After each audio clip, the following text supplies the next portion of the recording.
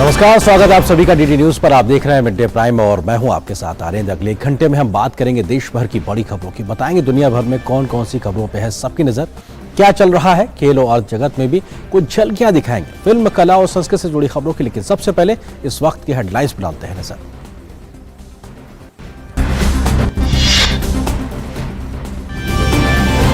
Australia दौरे पर प्रधानमंत्री नरेंद्र मोदी ने सिडनी में कई ऑस्ट्रेलियाई कंपनियों के मुख्य कार्यकारी अधिकारियों और व्यापार प्रतिनिधियों के साथ की बात। ऑस्ट्रेलिया के विभिन्न क्षेत्र की हस्तियों में भी पीएम से की मुलाकात। प्रधानमंत्री आज एक सामुदायिक कार्यक्रम में भी होंगे शामिल।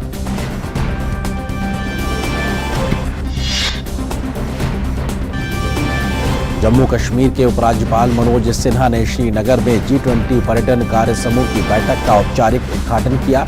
केंद्रीय पर्यटन और संस्कृति मंत्री जी किशन रेड्डी, केंद्रीय मंत्री डॉक्टर जितेंद्र सिंह और भारत के G20 शेरपा अमिताभ कांत समेत तमाम गणमान्य लोग रहे मौजूद। बैठक में हरित पर्यटन, डिजिटलीकरण, कौशल पर्यटन, MSME और पर्यटन स्थानों जैसे मुद्दों पर हुई चर्चा।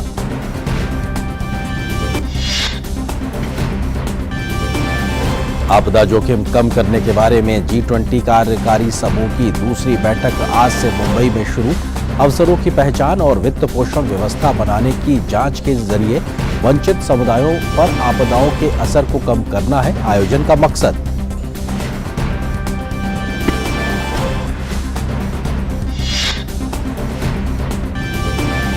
प्रौद्योगिकी और व्यापार पर संगोष्ठी के साथ बेंगलुरु में G20 से जुड़ी व्यापार और निवेश कार्य समूह की 3 दिनों की बैठक शुरू।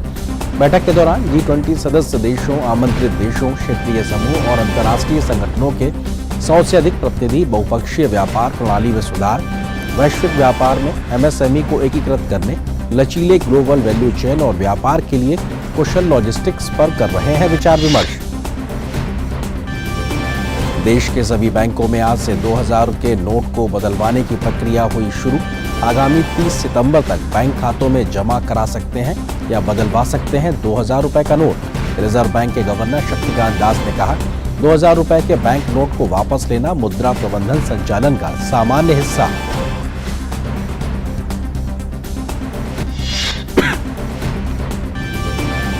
सात महीनों में करीब 17,000 समुद्री मील की अंतर महाद्वीपीय यात्रा पूरी करने के बाद INSV तारिणी की आज हो रही है स्वदेश वापसी। भारतीय नौसेना आज गोवा में आयोजित एक फ्लैग इन समारोह में 2 महिला अधिकारियों समेत INSV तारिणी के 6 सदस्यीय चालक दल का करेगी स्वागत।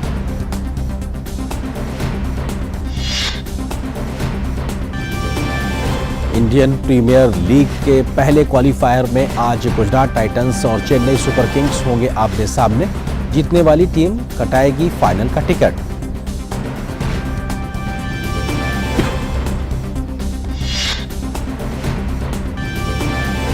खेलो इंडिया यूनिवर्सिटी गेम्स 2022 की शुरुआत आज से। उत्तर प्रदेश के नोएडा में आज से खेले जाएंगे कबड्डी के मुकाबले।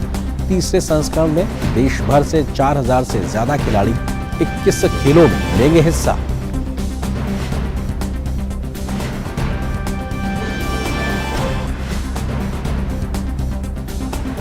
और सुर्खियों के बाद में आज की बड़ी खबर से करते हैं शुरुआत।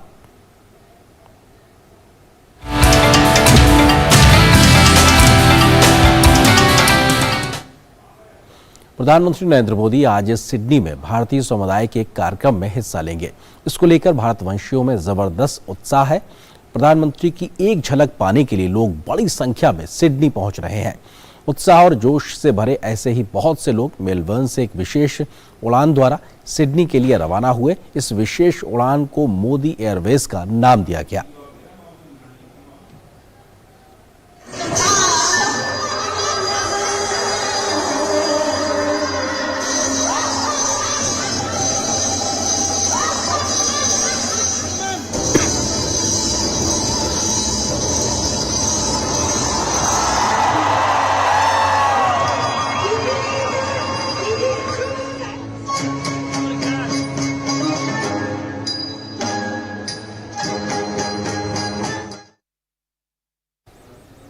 प्रधानमंत्री नरेंद्र मोदी 3 देशों की यात्रा के अपने अंतिम चरण में ऑस्ट्रेलिया के शहर सिडनी में हैं। फोर्टेस्क्यू फ्यूचर इंडस्ट्रीज के कार्यकारी अध्यक्ष डॉक्टर एंड्रयूज फॉरेस्ट से आज सिडनी में प्रधानमंत्री नरेंद्र मोदी से मुलाकात की है।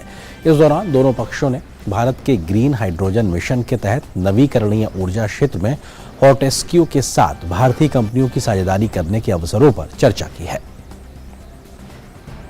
We acknowledged together that the fossil fuel sector has only limited time to run and it must be replaced with a fuel which causes no harm but can do everything which coal, oil and gas can do.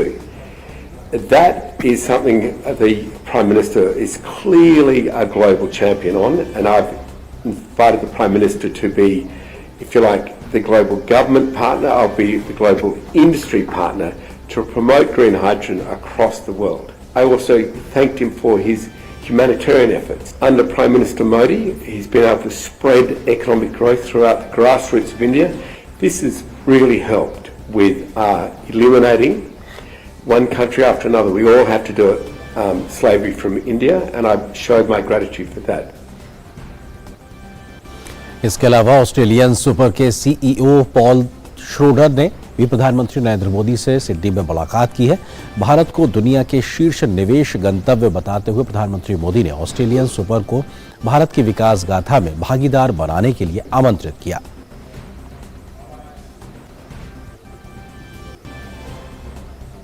It was a most impressive meeting. The Prime Minister, of course, is a very impressive person who understands business, which is very encouraging as well. The Prime Minister talked about his dreams for India and his ethic, which was a really powerful message. Australian Super does invest in India, of course, and in particular the National Indian Infrastructure Fund. And we've had very good experience in investing in India. Hancock prospecting की कार्यकारी अध्यक्ष जीना right heart ने भी आज Sydney में प्रधानमंत्री नरेंद्र मोदी से मुलाकात की। दोनों देशों के मजबूत व्यापारिक संबंधों को देखते हुए प्रधानमंत्री ने जीना राइन हार्ट को खनन और खनिज क्षेत्र में प्रौद्योगिकी निवेश और कौशल में भारत के साथ साझेदारी करने के लिए आमंत्रित किया। It was very interesting. It was actually exciting. The potential for our two countries is huge. Your economy was around 1 trillion GDP, 2 trillion at 7 years, and starting of that was under Prime Minister Modi. In the last less than 5 years under Modi, your economy has grown to the 3.5 trillion. And the plans are getting put in place now for in the next 25 years to grow to 32 trillion. So the growth recently has been huge. The growth in future is going to be huge. You know, Australia really needs to work harder to develop its relations with India. You just need to look at the investment that has flowed to India from, I think it's about 60 different countries under Prime Minister. As you know, your wonderful Prime Minister came to office on a terribly important mantra, which was from red tape to red carpet. In other words, cut approvals, cut regulations, so you can welcome investment. And that's what he's done. And that's what he wants to do for his country. वहीं Australia में विभिन्न क्षेत्रों में काम करने वाले मशहूर हस्तियों ने भी आज सिडनी में प्रधानमंत्री नरेंद्र मोदी से मुलाकात कर अपने विचारों का आदान प्रदान किया। राष्ट्रीय विश्वविद्यालय कुलपति और नोबेल पुरस्कार विजेता प्रोफेसर ब्रायन पी श्मिट ने प्रधानमंत्री नरेंद्र मोदी से मुलाकात की। प्रोफेसर श्मिट ने इस मुलाकात को काफी सार्थक बताया। It was actually really enjoyable. He very well briefed on what we're doing here in Australia and how we can work together in research and science. India's ability to do world-class science has become just an order of magnitude higher because India is investing in its science and scientists to give them equipment and the ability to ask questions on the edge. Prime Minister Modi is certainly one of the most visible leaders that India has had in my lifetime, and as just talking to them, I can see why. He's very personable and really takes an interest to people when he talks to them, and I think that's probably true of whoever he talks to, whether it's the President of the United States or someone that he's meeting for the first time from society. Australia की celebrity chef, model और restaurant स्वामी सारा टूड ने भी प्रधानमंत्री नरेंद्र मोदी से Sydney में मुलाकात की है। प्रधानमंत्री से मिलने के बाद सारा काफी उत्साहित नजर आई। The Prime Minister is such an incredible man. I feel very lucky to have met him, and I can see that he really cares about the country and the vision. The Prime Minister is an incredible influencer, and I think coming from humble beginnings and standing up as this leader in the country, he's done such incredible work and really taken people on a journey and made people feel heard. And I think sitting with him today and having a conversation made me realise just how personable he is and really engaged. Australia में जल और स्वच्छता के मुद्दे पर काम करने वाले प्रसिद्ध सामाजिक कार्यकर्ता मार्क बल्ला ने प्रधानमंत्री से मिलने के बाद उनकी जमकर तारीफ की। We spoke about something that he and I both have great passion for, which is sanitation. In India, the Swachh Bharat Abhiyan, Mr. Modi is the number one change maker in the sanitation space globally. Absolutely number one. There's no one comes close.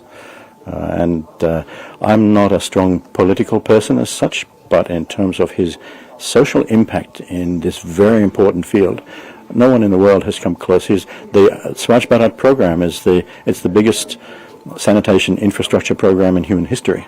Nothing comes close. Mr. Modi's impact socially to create social will and political will for this issue in India has been enormous. And I think this social impact, it's unquestionable. This is one of the most important things that I've seen happen in India in the 15-20 years that I've been visiting your country.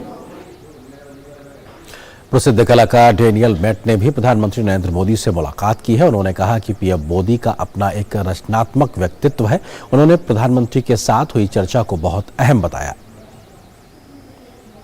It's a lot about how India and Australia could work better, encouraging creative subjects, particularly in university. He's definitely has a creative element to himself, so I think he can really see similarities between First Nations arts and possibly Gond art, so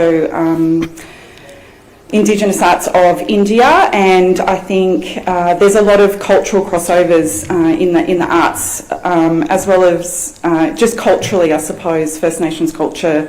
There's a lot of similarities between our two countries, which is beautiful. Australia के Rockstar गायक Sebastian ने प्रधानमंत्री नरेंद्र मोदी से Sydney में मुलाकात कर संगीत को लेकर बातचीत की। It was an incredible honour meeting His Excellency, and we talked about a whole bunch of things. He was so warm and so kind, and just listening to everything with such respect. And we talked about music. He showed me a song which has gone viral. That even the Korean embassy did a cover of this song called Natu Natu. So it's something I'm going to go and learn. We talked about my mother, who's from Kanpur, and he said we share something in common, and it was really just a beautiful time for me, and the first person I'm going to call when I leave is my mother. She was so excited that I was meeting His Excellency, so yeah, it's a huge honour. और गाय Sebastian ने प्रधानमंत्री को समर्पित एक गीत भी गाया।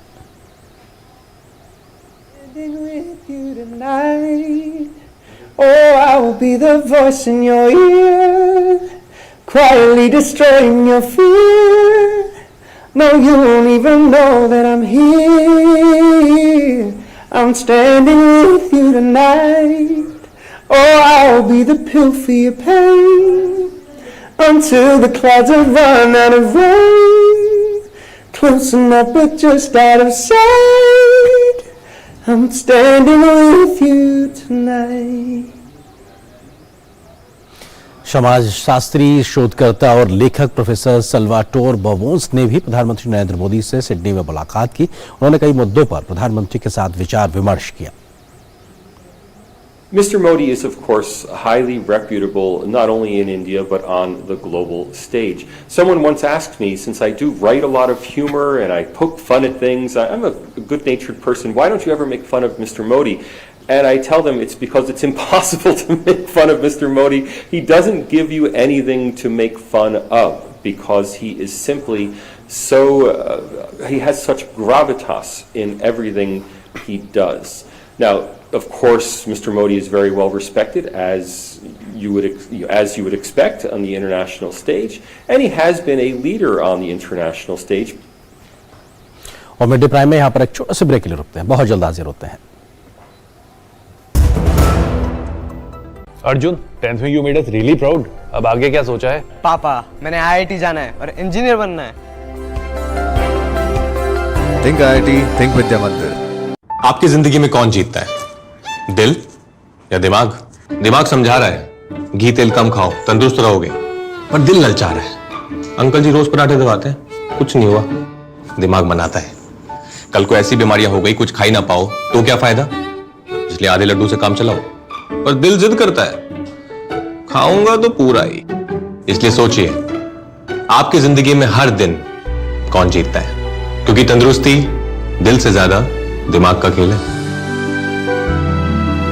आज से ही खाने में चीनी, नमक और तेल कम कीजिए।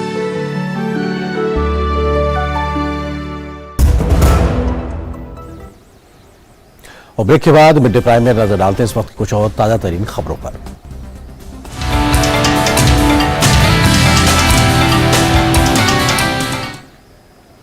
केंद्रीय गृह मंत्री अमित शाह आज दिल्ली में केंद्र सरकार के वाइब्रेंट विलेज प्रोग्राम के अंतर्गत विभिन्न योजनाओं की प्रगति को लेकर समीक्षा बैठक ले रहे हैं। इस बैठक में सीमावर्ती राज्यों से उपायुक्त हिस्सा ले रहे हैं। मोदी सरकार वाइब्रेंट विलेज प्रोग्राम के तहत सीमावर्ती गांवों के आधारभूत ढांचे के विकास पर खास ध्यान दे रही है, जिससे इन गांवों के लोगों को बेहतर सुविधाएं मिल सकें।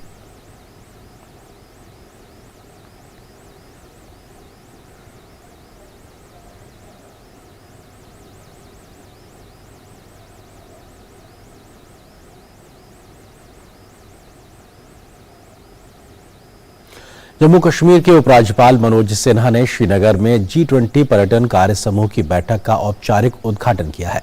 श्रीनगर के शेरे कश्मीर इंटरनेशनल कन्वेंशन सेंटर में केंद्रीय मंत्री जी किशन रेड्डी और डॉक्टर जितेंद्र सिंह और G20 शेरपा अमिताभ कांत ने बैठक में हिस्सा लिया। 3 दिवसीय बैठक में हरित पर्यटन, डिजिटलीकरण, कौशल पर्यटन, सूक्ष्म लघु और मध्यम उद्यम तथा पर्यटन स्थानों जैसे प्राथमिकता के 5 क्षेत्रों पर चर्चा होगी। इस मौके पर उपराज्यपाल ने कश्मीर के विकास के लिए G20 बैठक को अहम बताते हुए प्रधानमंत्री नरेंद्र मोदी का आभार जताया। उपराज्यपाल ने कहा कि जम्मू और कश्मीर में विदेशी निवेश भी किया जा रहा है। टूरिज्म वर्किंग ग्रुप की इस G20 बैठक को आयोजित करना इस केंद्र शासित प्रदेश के नागरिकों के लिए बहुत गर्व की बात है, जो सतत पर्यटन के लिए एक वैश्विक वास्तुकला पर विचार कर रहा है।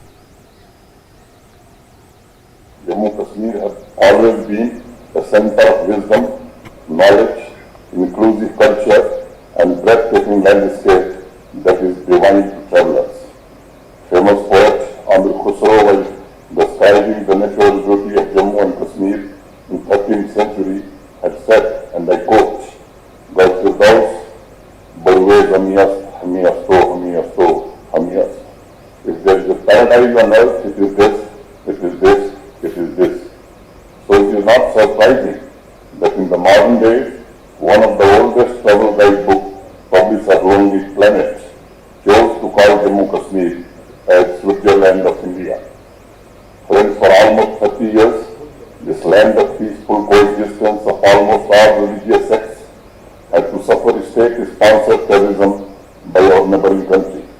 However, Honorable Prime Minister Shri Narendra Modi ji, through development schemes that empowers masses and union territories effective administration, isolated the terror ecosystem, which thrived with the support from across the border.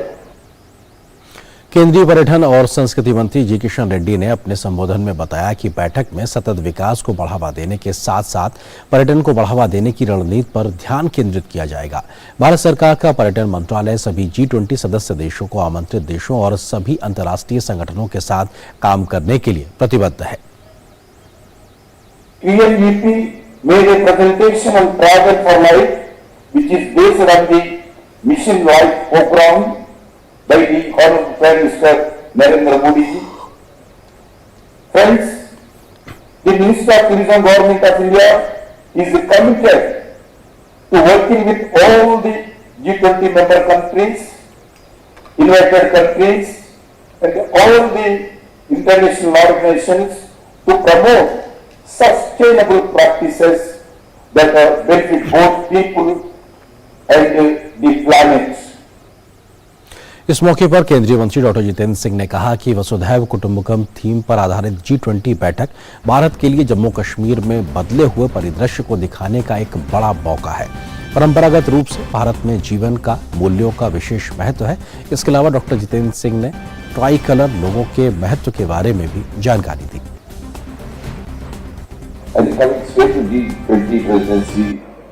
I'm sure you must have realized that the theme, which is very thoughtfully worked upon by Prime Minister Modi, is Vasudhaiva Kutumbakam, which in other words means one earth, one family, one future. And if you give it a deeper thought, it is in fact a reflection of the reverence that traditionally India has for the value of life. Life in all forms, the human life, the animal life, the plant life, the microorganism life. And the G20 logo reflects three colors, which are indeed the colors of the tricolor, which also happens to be the national flag of India. And the visual of Mother Earth in the logo, we could say symbolizes our pro-planet approach. G20 बैठक के मुख्य समन्वयक हर्षवर्धन श्रृंगला ने कहा कि जम्मू कश्मीर में पिछले साल 18 मिलियन टूरिस्ट आए थे और हम एक और पिछली बार के मुकाबले इसमें कई प्रकार के बदलाव देखे गए हैं। G20 बैठक का मुख्य मकसद पर्यटन को बढ़ावा देना है।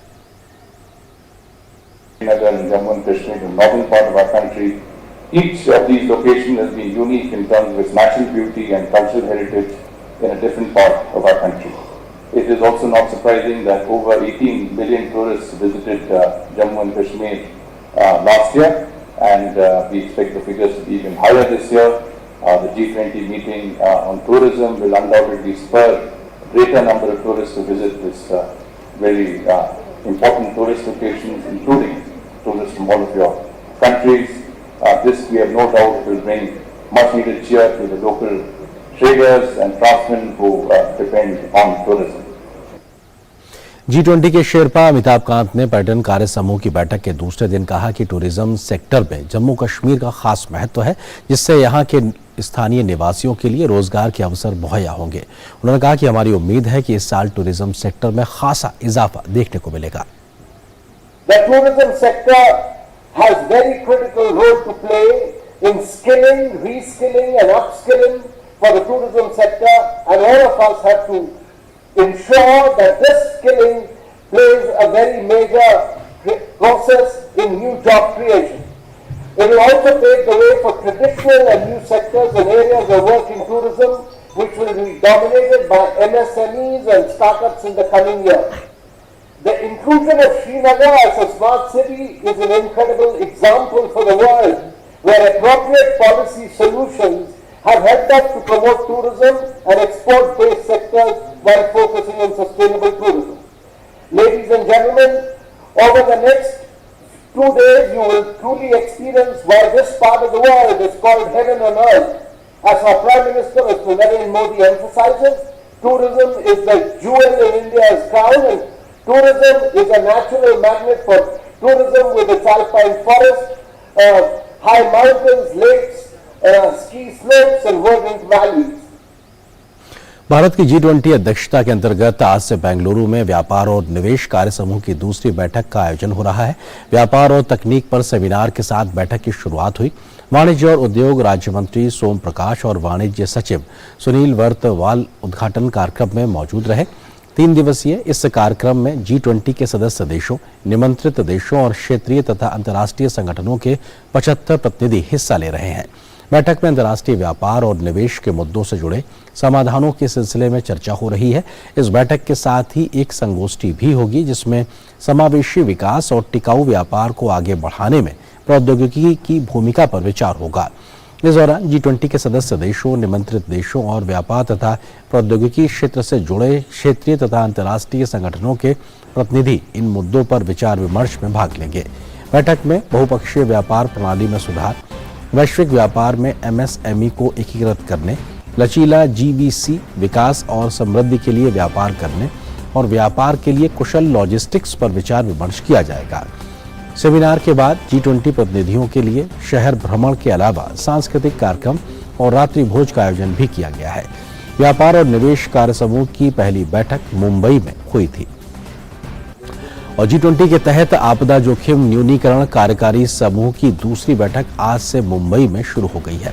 ये बैठक 20 से अधिक देशों के सरकारी अधिकारियों, उद्योग जगत के विशेषज्ञों, निजी क्षेत्र के प्रतिनिधियों और अन्य हितधारकों को एक मंच पर लेकर आएगी, जो स्थायी विकास के लिए, आपदा जोखिम को कम करने और वित्त पोषण के प्रबंधन के लिए नवीन उपायों की तलाश करने की अपनी प्रतिबद्धता में एकजुट होंगे। इस बैठक का उद्देश्य नए अवसरों की पहचान और रचनात्मक वित्त पोषण तंत्रों की जांच करके कमजोर तबकों पर आपदाओं के प्रभाव को कम करना होगा। मुंबई में अगले 3 दिनों तक होने वाली DRRWG बैठक में 4 तकनीकी सत्र और कुछ अन्य प्रमुख कार्यक्रम संचालित होंगे। DRRWG G20 का एक सहयोगी निकाय है, जिसका उद्देश्य वैश्विक स्तर पर आपदा जोखिम न्यूनीकरण के प्रयासों को बढ़ावा देना है। इसके अलावा DRRWG के माध्यम से अवसंरचना जोखिम मूल्यांकन उपकरण और डेटा प्लेटफॉर्म के महत्व को दर्शाने वाले अन्य कार्यक्रमों की मेजबानी की जाएगी। साथ ही बेहतर निर्माण करें का एक दृष्टिकोण अपनाया जाएगा। और यहां पर एक और छोटे से ब्रेक के लिए रुकते हैं। अर्जुन, 10th में you made us really proud. अब आगे क्या सोचा है? पापा, मैंने IIT जाना है और इंजीनियर बनना है। थिंक IIT, थिंक विद्या मंदिर।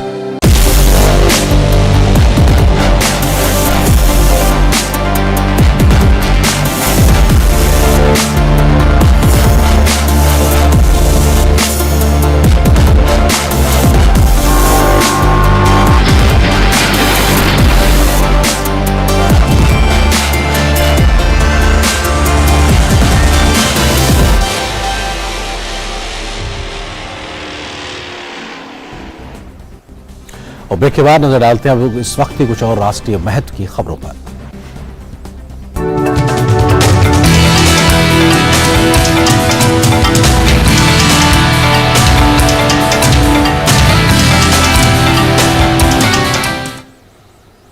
दिल्ली आबकारी नीति मामले में दिल्ली की राउज एवेन्यू कोर्ट ने आप नेता और दिल्ली के पूर्व उप मुख्यमंत्री मनीष सिसोदिया की न्यायिक हिरासत 1 जून तक बढ़ा दी है। इसके साथ ही जेल अधिकारियों को निर्देश दिया है कि वे अध्ययन के उद्देश्य से कुर्सी और टेबल प्रदान करने के लिए उनके अनुरोध पर विचार करें। आज यानी मंगलवार को मनीष सिसोदिया की न्यायिक हिरासत खत्म होने के बाद उन्हें दिल्ली की राउज एवेन्यू कोर्ट में पेश किया गया और न्यायिक हिरासत 14 दिन के लिए बढ़ा दी गई है। गौरतलब है कि कथित शराब घोटाले के मामले में दिल्ली के पूर्व उप मुख्यमंत्री मनीष सिसोदिया लंबे समय से न्यायिक हिरासत में है। INSV तारिणी की आज स्वदेश वापसी हो रही है। 7 महीनों में करीब 17,000 समुद्री मील की अंतर महाद्वीपीय यात्रा पूरी करने के बाद INSV तारिणी की आज स्वदेश वापसी हो रही है। भारतीय नौसेना आज गोवा में आयोजित एक फ्लैग इन समारोह में 2 महिला अधिकारियों समेत INSV तारिणी के 6 सदस्यीय चालक दल का स्वागत करेगी। फ्लैग इन समारोह में समूचे अभियान में पूरे चालक दल लेफ्टिनेंट कमांडर रूपा ए और लेफ्टिनेंट कमांडर डिलना के धैर्य, साहस और अनकरणीय वीरता का प्रदर्शन करेगा। अन्य प्रतिभागी भी इसमें शामिल हैं। चालक दल के गोवा के रियो डी जेनेरियो में captain Atul Sinha, lieutenant commander Ashutosh Sharma और लेफ्टिनेंट अविरल केशव और लौटने वाले लेग क्रू के commander Nikhil Hegde, commander MA Zulfikar, commander Divya Purohit और कमांडर AC डोक हैं। लेफ्टिनेंट कमांडर डिलना और लेफ्टिनेंट कमांडर रूपा ने गोवा से केप टाउन होते हुए रियो डी जेनेरियो और वहां से गोवा तक वापसी की यात्रा की, जिसमें 188 दिन का समय लगा। भारतीय नौसेना ने समुद्र में नौकायन को बड़े पैमाने पर बढ़ावा देने के लिए दुनिया के चक्कर लगाने का मिशन शुरू किया है। भारतीय नौसेना के नवीनतम स्वदेशी निर्देशित मिसाइल विध्वंसक INS मोरमुगाओ ने समुद्र में तैरने वाले सुपरसोनिक लक्ष्य को सफलतापूर्वक निशाना बनाया है। ये पहला प्रयास भारतीय नौसेना की फ्यूचर प्रूफ कॉम्बैट रेडीनेस और आत्मनिर्भर भारत के प्रति प्रतिबद्धता को प्रदर्शित करता है। इसने समुद्र में नौसेना की मारक क्षमता का एक और प्रतीक भी चिन्हित किया है। मिली जानकारी के मुताबिक इस मिसाइल में समंदर के भीतर दुश्मन की पनडुब्बियों को निशाना बनाने के लिए इससे देश में ही बने टॉर्पीडो ट्यूब लॉन्चर और रॉकेट लॉन्चर लगे हैं। ये युद्धपोत आत्मनिर्भर भारत और मेक इन इंडिया की मिसाल है। इसमें लगे सामान का 75% हिस्सा भारत में ही बना है। पंजाब में अंतर्राष्ट्रीय सीमा से ड्रग्स की खेप गिराने के लिए घुसे पाकिस्तानी ड्रोन को बीएसएफ के जवानों ने मार गिराया। सोमवार की रात पाकिस्तानी तस्करों की ओर से अमृतसर सेक्टर के गांव मेनी राजपूता में ड्रोन भेजकर हेरोइन तस्करी का प्रयास किया गया। बीएसएफ ने सतर्क जवानों ने इन ड्रोन को मार गिराया। जांच के दौरान इसमें 2 पैकेट हेरोइन बरामद हुई है। हेरोइन का वजन करीब 2.1 किलोग्राम बताया जा रहा है। हेरोइन के पैकेट के साथ एक छोटी टॉर्च ऑन करके बांधी गई थी ताकि तस्कर हेरोइन की खेप आसानी से ढूंढ सकें। पंजाब की सीमा पर 19 मई के बाद से यह 5वां ड्रोन है जिसे बीएसएफ जवानों ने मार गिराया है। बीओपी राजस्थान के एरिया में ऑपरेशन किया था जिसमें एक दुश्मन के ड्रोन को मार गिराया है और साथ में कॉन्ट्राबैंड भी सीज किया है जो कि सस्पेक्टेड टू बी हेरोइन है।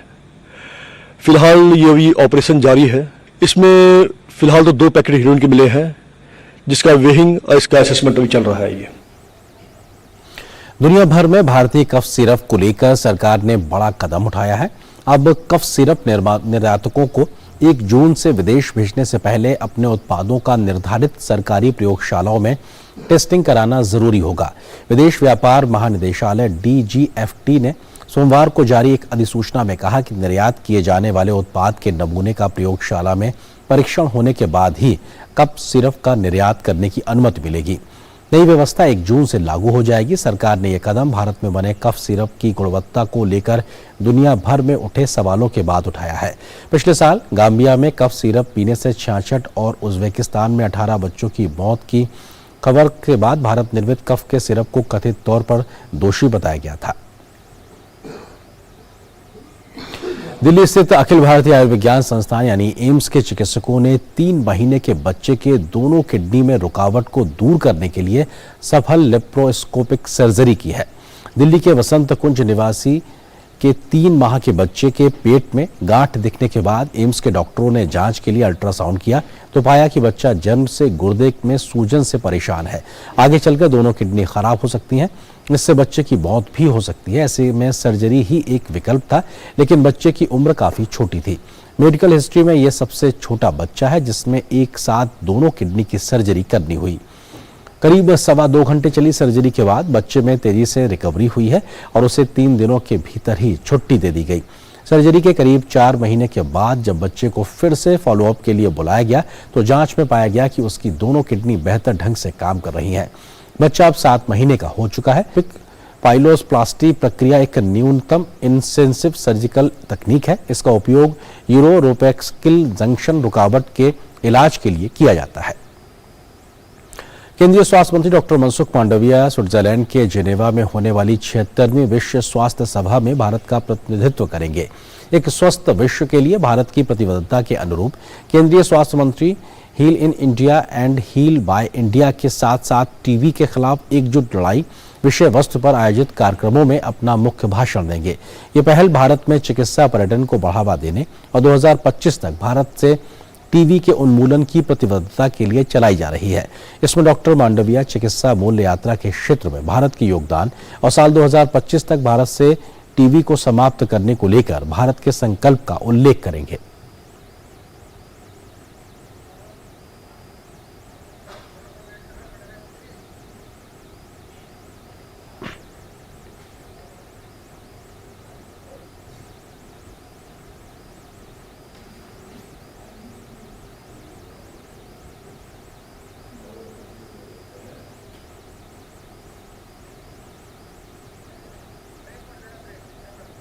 और यहां पर एक छोटे से ब्रेक के लिए रुकते हैं। समाज की बेड़ियां तोड़कर हासिल किए अनोखे मुकाम,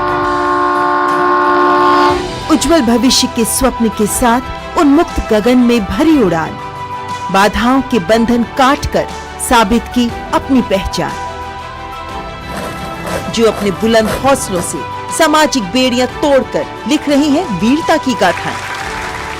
मैं उन्मुक्त, मैं स्वच्छंद, मेरा ध्येय अनंत, मेरी दिशा अनंत। मिलिए इन प्रेरणादायक शख्सियतों से मेरे साथ कार्यक्रम तेजस्विनी में, सिर्फ डीडी न्यूज पर।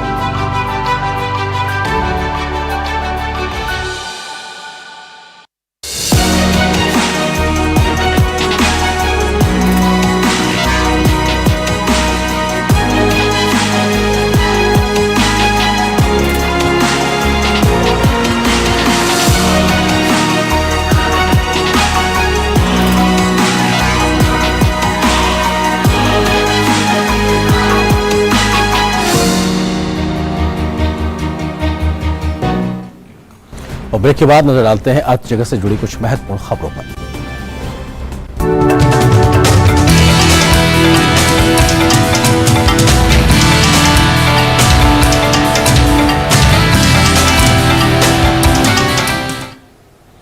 देश के सभी बैंकों में 2000 रुपए के नोट को बदलवाने की प्रक्रिया आज से शुरू हो गई है। लोग इन नोट को 30 सितंबर तक बैंक खातों में जमा कर सकते हैं या फिर बैंक में जाकर बदलवा सकते हैं।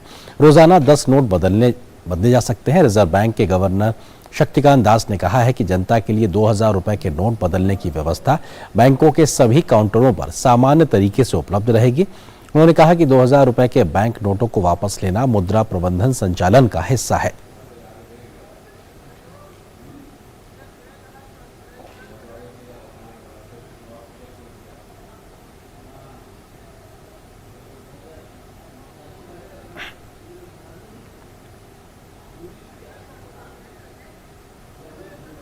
और आज भारतीय अर्थव्यवस्था को वैश्विक अर्थव्यवस्था का ब्राइट स्पॉट कहा जा रहा है। इस वक्त भारत दुनिया की 5वीं सबसे बड़ी अर्थव्यवस्था है। भारत में इतनी संभावना है कि जल्द ही वो दुनिया की 3री सबसे बड़ी अर्थव्यवस्था बन सकता है। आज के न्यूज लेंस में जानिए कैसे भारतीय अर्थव्यवस्था हर क्षेत्र में तेज गति से आगे बढ़ रही है।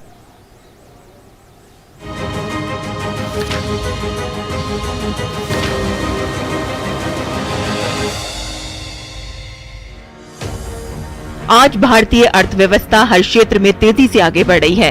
आज भारत दुनिया की 5वीं सबसे बड़ी अर्थव्यवस्था बन गया है। धीरे धीरे भारत की अर्थव्यवस्था ने वो मुकाम हासिल किया है जिसके बारे में 9 साल पहले सोचा भी नहीं जा सकता था। बात अगर करें सबसे पहले भारतीय अर्थव्यवस्था में महत्वपूर्ण भूमिका निभाने वाले बैंकिंग सेक्टर की, तो भारत को चमकता सितारा बनाए रखने में बैंकिंग सेक्टर का खास महत्व है। भारतीय बैंकों की हाल ही में वार्षिक आय शानदार रही है। सरकारी क्षेत्र के 12 बैंकों ने कुल प्रॉफिट में 57% का इजाफा दर्ज किया है। वहीं भारतीय बैंकों का एनपीए भी लगातार घट रहा है। 2018 में बैंकों का एनपीए 16% पर पहुंच गया था, लेकिन क्रिसिल रेटिंग की स्टडी के अनुसार 2024 की शुरुआत में ये एनपीए 2% पर पहुंच जाएगा। वहीं बात करें अर्थव्यवस्था के प्रमुख क्षेत्र व्यापार की, तो पिछले महीने के ही व्यापार के आंकड़े भारतीय अर्थव्यवस्था की मजबूती का इशारा करते हैं। अप्रैल 2023 में भारत का कुल निर्यात 65.02 अरब डॉलर रहा, जो कि पिछले साल के अप्रैल के मुकाबले 2% की वृद्धि दर्शाता है। वहीं भारत का सेवा निर्यात अप्रैल में पिछले साल के अप्रैल के मुकाबले 25% बढ़कर 30.36 बिलियन डॉलर हो गया है। अगर बात करें भारत के रियल एस्टेट की, तो रियल एस्टेट को भारतीय अर्थव्यवस्था की रीढ़ की हड्डी माना जाता है, क्योंकि रियल एस्टेट के बूम करने से पूरी अर्थव्यवस्था बूम करती है। भारतीय रियल एस्टेट क्षेत्र ने हाल के वर्षों में उल्लेखनीय वृद्धि दर्ज की है। एक रिपोर्ट के अनुसार वित्त वर्ष 2020-21 में रियल एस्टेट उद्योग का बाजार 200 बिलियन डॉलर था, जो 2025-26 तक 1000 बिलियन डॉलर का हो जाएगा। और अगर बात करें भारतीय अर्थव्यवस्था में बढ़ते रोजगार के अवसरों की, तो आज भारतीय अर्थव्यवस्था में लोगों के लिए रोजगार के मौके लगातार बढ़ रहे हैं।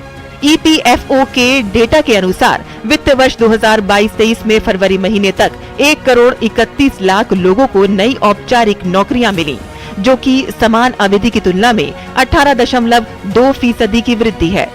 भारतीय अर्थव्यवस्था के ये संकेत दिखाते हैं कि आज भारतीय अर्थव्यवस्था हर क्षेत्र में तेजी से आगे बढ़ रही है। एक तरफ विश्व की अर्थव्यवस्था सुस्त पड़ी है, तो वहीं भारतीय अर्थव्यवस्था वैश्विक अर्थव्यवस्था का ब्राइट स्पॉट बन गई है। Bureau report, DD news.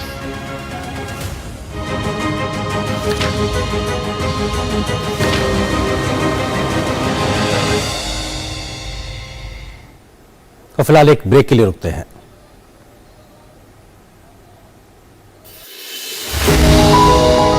नई सुबह, एक नई उड़ान, एक नया सफर, मनोरंजन, मस्ती और सेहत की एक नई शुरुआत।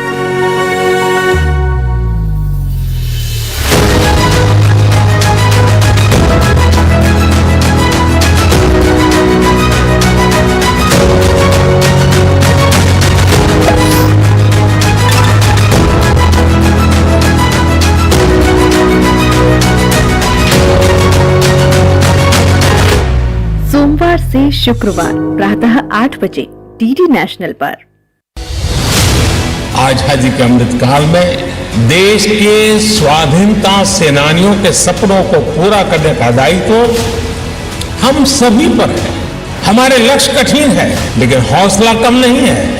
हमें पहाड़ जैसी ऊंचाई भले चढ़नी है, लेकिन इरादे आसमान से भी ऊंचे, ज्यादा ऊंचे हैं। देखिए राष्ट्रीय कॉन्क्लेव 27 मई को सिर्फ डीडी न्यूज पर। देश के हर कोने में गरीबी, लाचारी, अन्याय और अत्याचार दिखाई दे रहा है, और इन सब का एक ही कारण है, अंग्रेजी शासन। हमें स्वराज मांग कर नहीं, छीन कर लेना होगा। अगर वो अपने देश से आकर हमारी मातृभूमि पर कब्जा करने का सपना देख सकते हैं, तो हम अपनी मातृभूमि से उनको भगाने का सपना क्यों नहीं देख सकते? इस देश की माटी का हर एक लाल तब तक सर कटाएगा जब तक हमें स्वराज नहीं मिल जाता।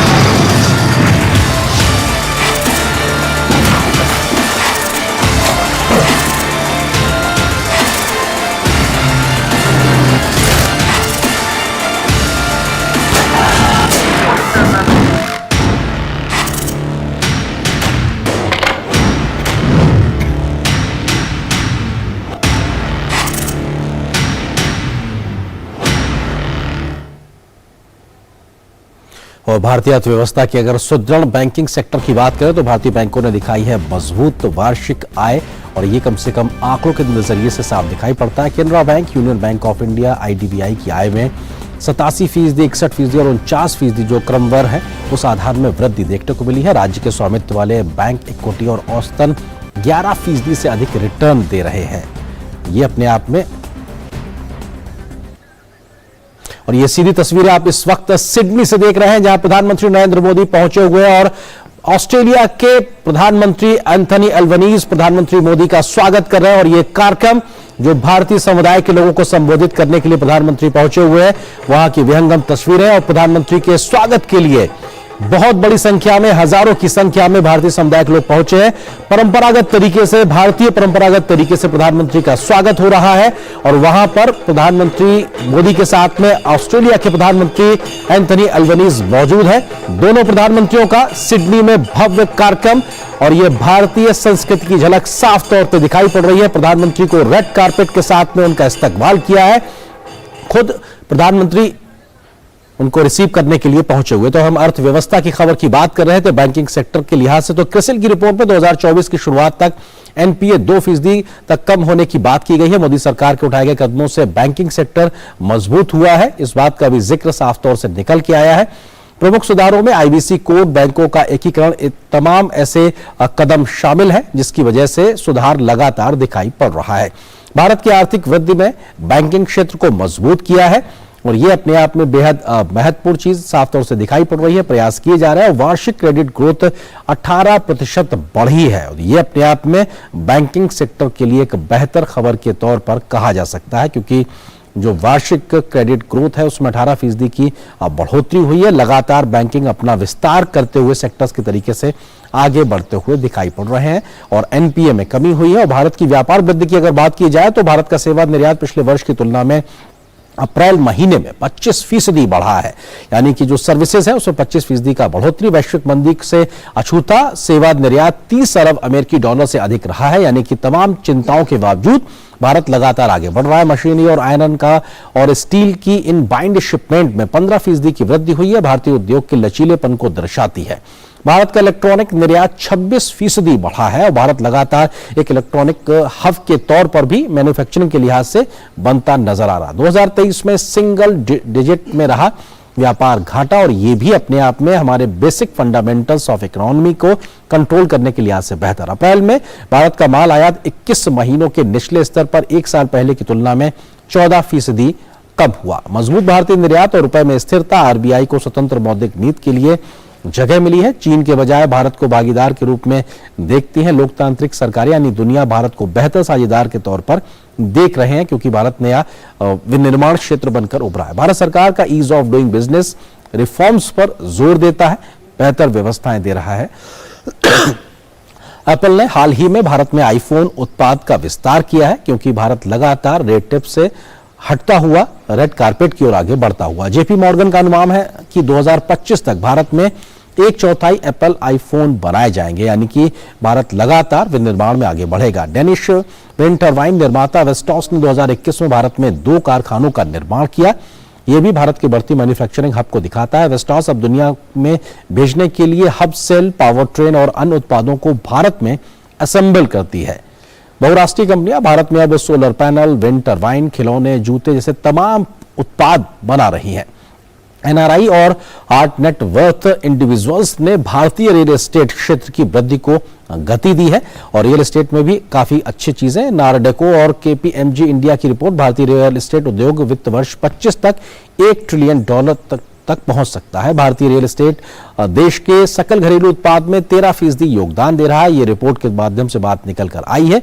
ये अपने आप में एक बड़ा सेक्टर। लग्जरी घरों में निवेश से एनआरआई और हाई नेट वर्थ इंडिविजुअल्स को मिलता है हाई रिटर्न्स। ये भी अपने आप में रिपोर्ट का एक हिस्सा। भारतीय रियल एस्टेट ने एनआरआई निवेश 2021 में 2020 की तुलना में 33% बढ़ा है, एनआरऑक की ये रिपोर्ट कहती है। रेरा जैसे सरकार के सुधारों ने एनआरआईज और हाई नेट वर्थ इंडिविजुअल्स को भारतीय रियल एस्टेट में निवेश करने का एक मौका दिया है, भरोसा बढ़ाया है।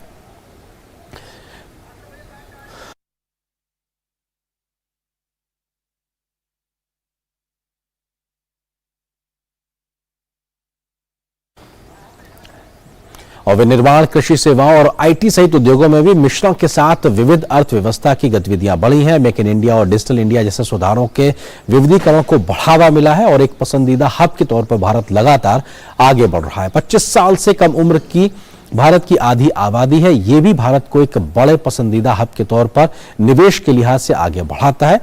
2025 तक भारत का मध्य वर्ग 400 मिलियन से बढ़कर 500 मिलियन हो जाएगा, यानी कि लोगों की आय में इजाफा देखने को मिलता नजर आएगा। अनुकूल नीतियां जैसे एफडीआई को प्रोत्साहन देना, कुछ उद्योगों में 100% तक एफडीआई की अनुमति देना, ऐसे तमाम बड़े रिफॉर्म्स किए गए जिसका असर दिखाई पड़ रहा है।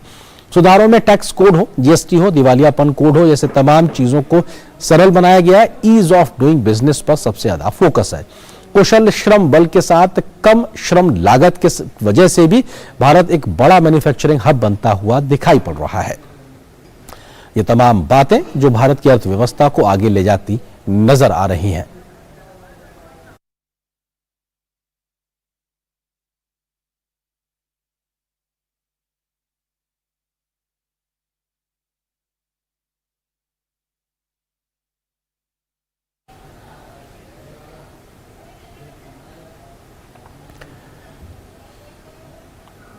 और भारतीय बैंकिंग के लिहाज से बात की जाए तो भारतीय बैंकों ने दिखाई मजबूत वार्षिक आय। ये कम से कम बैंकिंग सेक्टर में बेहतर भारत के नतीजे। Canara bank, union bank of India और आईडीबीआई की आय में क्रमशः 87, 61, 49% की वृद्धि देखने को मिली है। राज्य के स्वामित्व वाले बैंक इक्विटी पर औसतन 11% से अधिक रिटर्न देते हुए दिखाई पड़ रहे हैं। ये भी बैंकिंग सेक्टर के लिए अच्छी खबर। निजी बैंक 15% से अधिक रिटर्न्स दे रहे हैं। ये भारतीय बैंकिंग सेक्टर की मजबूत स्थिति को दर्शाता है, जबकि दुनिया में कई जगह कई प्रकार की दिक्कतें हैं। क्रिसिल की रिपोर्ट कहती है कि 2024 की शुरुआत तक एनपीए 2% से नीचे आ जाएगा। नॉन परफॉर्मिंग एसेट्स एनपीए यानी कि जो पैसा डूबने की बात होती है वो 2% से नीचे। मोदी सरकार के उठाए गए कदमों से बैंकिंग सेक्टर हुआ है मजबूत। बहुत से रिफॉर्म्स किए गए हैं बैंकिंग सेक्टर की व्यवहारिक दिक्कतों को देखकर। प्रमुख सुधारों में आईबीसी कोड है, बैंकों का एकीकरण है, ऐसे तमाम प्रयास शामिल हैं जिसकी वजह से बैंकिंग सेक्टर्स को फायदा हुआ है।